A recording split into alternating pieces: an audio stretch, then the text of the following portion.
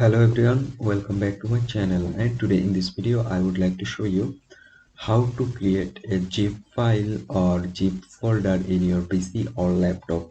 So let's begin our video. So guys, first of all you need to right click on your mouse anywhere you can, and after that you can see there have an option for new. There you can see, and the last third option is new. You just select it, and then at the last option you can see compressed or zipped folder. So there you can see compressed zipped folder. Just select it. Okay, now you can change your zip folder name.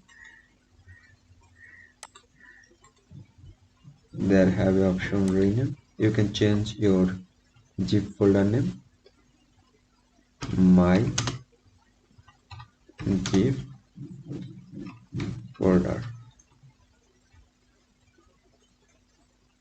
Okay, after that open it, and now you can take, or you can add here some file.